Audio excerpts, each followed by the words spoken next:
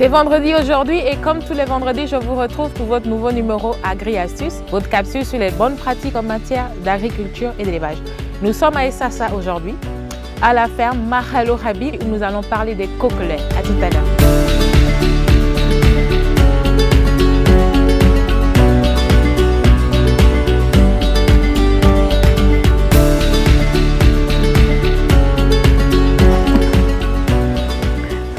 Bonjour Madame Aléla. Bonjour Gabriela. Merci de nous recevoir aujourd'hui dans votre ferme. Mahalo Rabi, d'entrée de jeu, qu'est-ce que ça veut dire? Mahalo Rabi, ça veut dire nouvelle moisson ou nouvelle récolte.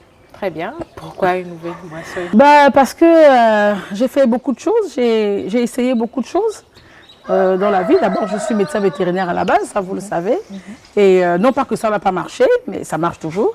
Mais j'ai essayé quelque chose de nouveau, quelque chose de plus... Une expérience nouvelle qui va sûrement apporter quelque chose de différent. Alors, docteur Aléla, coquelet, poulet de chair, quelle est la différence? Bon, en fait, au Gabon, le terme coquelet est un peu galvaudé. Parce que si vous allez dans Google et que vous tapez coquelet, vous allez avoir une référence d'un certain animal en France ou en Europe d'une manière générale, qui est une volaille d'un certain poids qu'on voit à un certain âge, d'accord? Et ça n'a rien à voir avec ce que vous allez voir maintenant. Maintenant, et ce n'est pas du poulet de chair non plus. Le poulet de chair, c'est une volaille qui s'élève et qui se consomme à 45 jours, d'accord? Mais ce que nous avons là, c'est une forme de poulet fermier. C'est une forme de poulet fermier. Il n'y a pas de femelle à l'intérieur, que des mâles. Et on les appelle coquelets parce qu'en fait, il n'y a que des mâles. D'accord. Et donc, je me dis que c'est peut-être aussi l'opportunité de lancer justement du coquelet gabonais. Alors qu'il n'a rien à voir avec le coquelet européen. Quand on dit coquelet, les gens ont une idée du coquelet. Mais là, je dirais que je fais un peu comme un genre de poulet fermier. Alors, on a une pédiluve. C'est tout à fait obligatoire. On entre dans un élevage. On revient de quelque part, des fois de la maison, on est passé des fois à des endroits, on est passé même des fois déjà dans d'autres fermes. Et il peut arriver qu'on ait pris des maladies quelque part en arrivant ou qu'on ait pris des germes. Donc l'obligation est de désinfecter les pieds. D'accord. Vous passez, vous désinfectez, vous imprégnez en fait votre botte avant de passer. D'accord.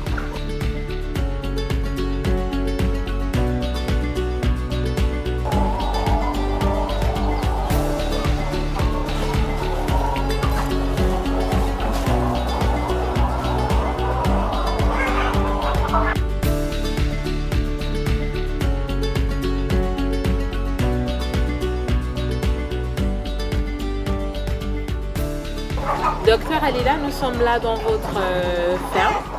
Alors, pouvez-vous nous donner une petite historique, comment vous avez commencé l'élevage des coquelets?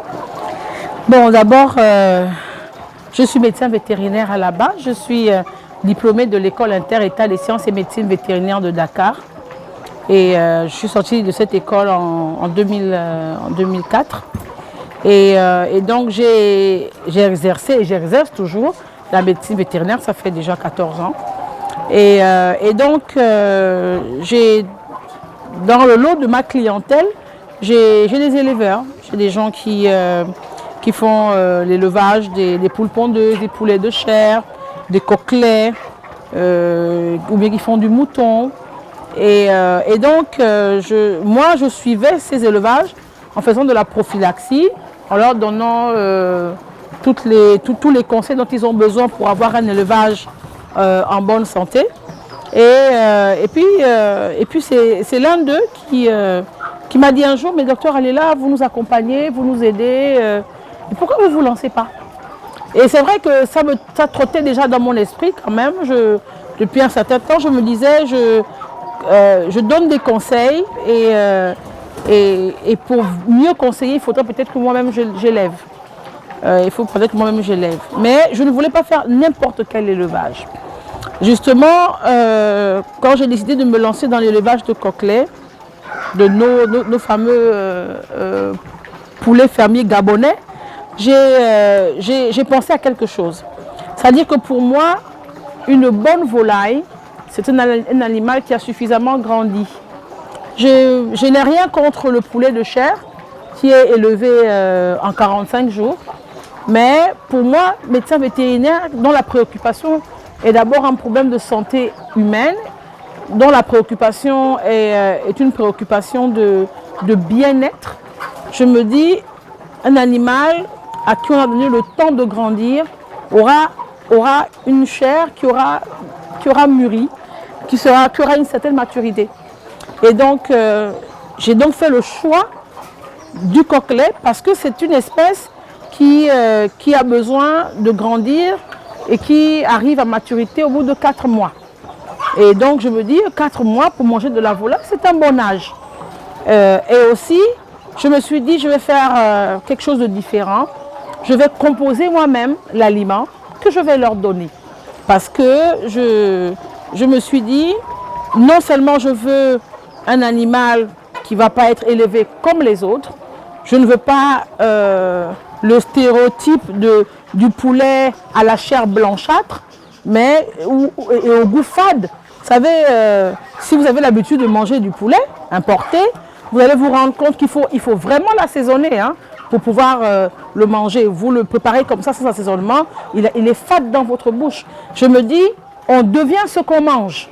Et donc, si j'ai des coquelets qui sont bien nourris, qui reçoivent tout ce qu'ils doivent recevoir, je n'aurai pas une chair blanche, j'aurai un goût différent. Et je me suis dit, je vais donc faire un genre de coquelet bio. Je vais fabriquer moi-même mon aliment pour le leur donner. Et c'est comme ça que je me suis décidée. En 2020, j'ai dit, je vais faire cette expérience-là.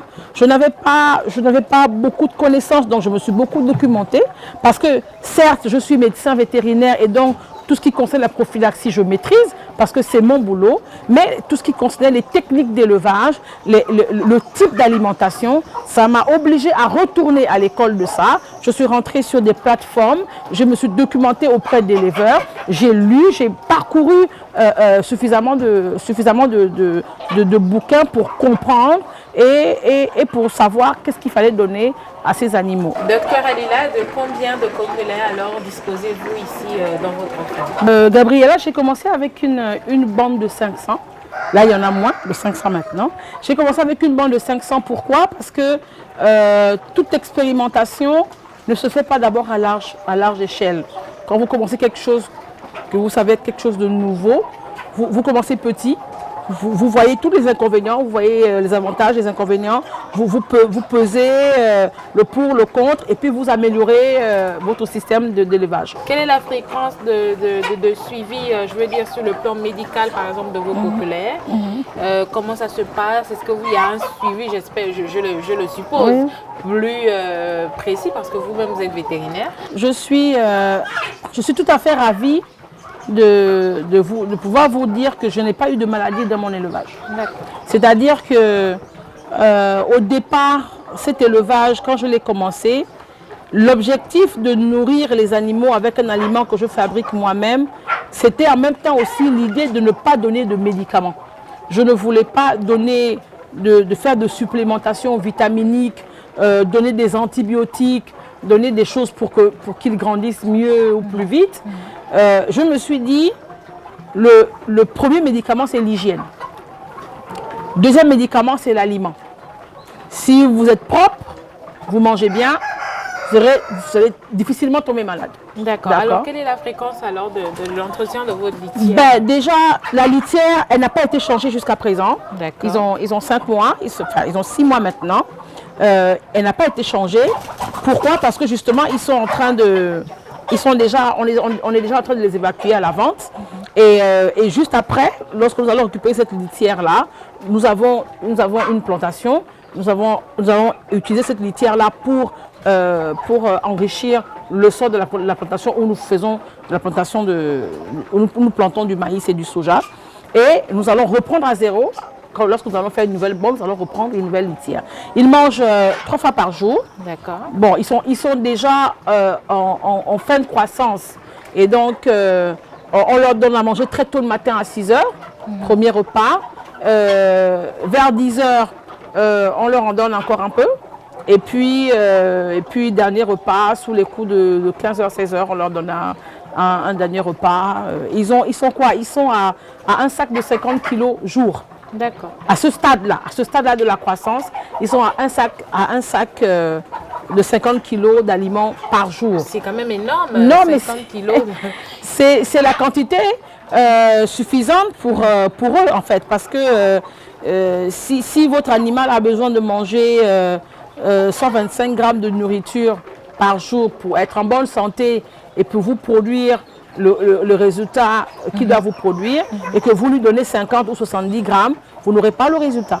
Donc, on a respecté ça aussi, justement. Ça fait partie des techniques d'élevage. Est-ce qu'il y a des techniques particulières pour l'élevage des coquelets, ou c'est pratiquement les mêmes techniques avec les poulets de chair ou avec les poules pondeuses? Chaque élevage a sa spécificité, seulement que ce qu'on doit savoir dans un élevage, c'est la quantité d'aliments et la quantité d'eau qu'un animal doit consommer par jour. On doit quand même connaître en termes de prophylaxie quels sont les éventuels vaccins ou médicaments qu'on doit leur donner. Quand ils sont arrivés, vous savez, au Gabon, il y a une maladie qu'on appelle la Newcastle et la bronchite infectieuse. Ce sont deux maladies qui règnent dans les élevages de volailles. Donc quand ils sont arrivés à un jour, on leur a donné d'abord du sucre dans de l'eau pour pouvoir les recarquer, d'accord. Le deuxième jour, on leur a fait la première injection de vaccin, enfin injection, c'est un vaccin qu'on met dans l'eau de boisson. Donc on leur a donné leur vaccin contre la Newcastle et la bronchite infectieuse. On a fait le rappel un mois plus tard et puis ça s'arrêtait là. On n'a plus rien donné d'autre. Mais je sais que dans les autres élevages, on peut donner des antibiotiques, on peut donner des vitamines, des trucs comme ça pour pouvoir permettre à l'animal d'être plus robuste, d'être en bonne santé. Docteur Alela, nous allons alors découvrir l'aliment qui fait la joie de vos coquelets, puisque vous le composez vous-même et ils sont vraiment en bonne santé. C'est vrai que l'odeur de la litière n'est pas très forte par rapport aux autres élevages. Voilà. Je dis toujours qu'on devient ce qu'on mange. Si vous mangez quelque chose de qualité, vous allez voilà, vous regardez la litière, vous regardez, la litière n'est pas humide, il n'y a pas de diarrhée, vous ne voyez pas vous ne voyez rien qui vous donne l'impression qu'en mangeant, ces animaux-là ne vous rendent pas ce qu'ils ont mangé. Ouais. Voilà. D'accord, alors nous vous suivons. Docteur Alela, nous sommes là dans votre laboratoire.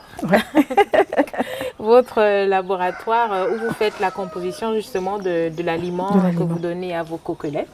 Alors, pouvez-vous nous présenter les différentes composantes de vos aliments? Bon, d'abord, il faut que vous sachiez qu'un aliment, ça a une constitution particulière. D'accord? Un aliment dit complet est un aliment qui contient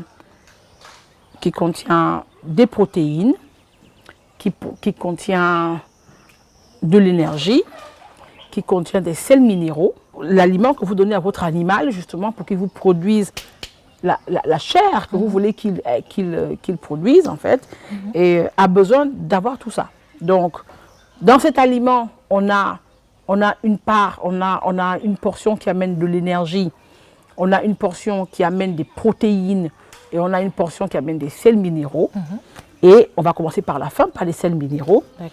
J'utilise, pour ce qui est des sels minéraux, j'utilise des coquilles d'huîtres. Ça, en termes de sels minéraux, des coquilles d'huîtres qui viennent de Mayumba. D'accord. Tout ce que j'utilise se trouve sur le territoire. D'accord. Je n'importe rien. D'accord. Je prends tout sur le territoire. Et c'est même la raison pour laquelle, justement, certaines personnes m'ont dit, mais tes coûts doivent être élevés. Tes coûts doivent être vraiment élevés, parce que si au prix qu'on vend un certain nombre de choses ici, ça va être compliqué pour toi. J'ai dit oui, mais c'est pour cela que la plantation existe, c'est pour ça que l'agriculture devrait être suffisamment développée pour qu'on puisse nous-mêmes produire nos intrants sur le territoire. Donc, les huîtres, les coquilles d'huîtres, je fais venir de Mayumba. Alors, comment on fait? Alors, on les lave d'abord, évidemment, parce qu'il y a du sable, et puis il y a beaucoup d'autres choses. On les lave bien. Ça, c'est l'espèce Cassostraea gazar, très coupante, hein, très coupante. Donc, on fait attention pour ne pas se blesser. On lave correctement bien, et puis après, on met sur du grill. On fait comme si on faisait de la braise.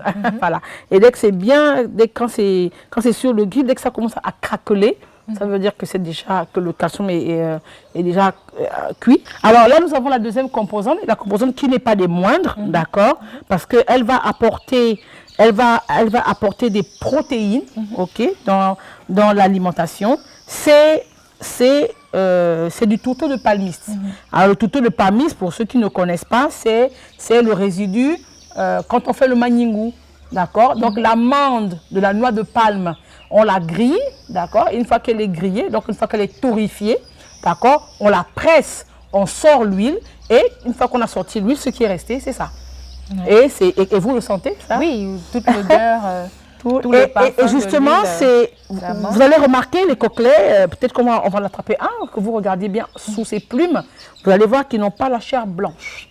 Ils ont la chair brunâtre, voilà, et aussi, pas seulement à cause de ça, mais à cause aussi d'un autre élément que vous allez voir, parce que comme je vous le dis toujours, on devient ce qu'on mange, d'accord? On devient ce qu'on mange. Donc, le tourteau de palmiste, vraiment l'incontournable, dans l'alimentation des coquelets. Alors, pour avoir cette quantité-là...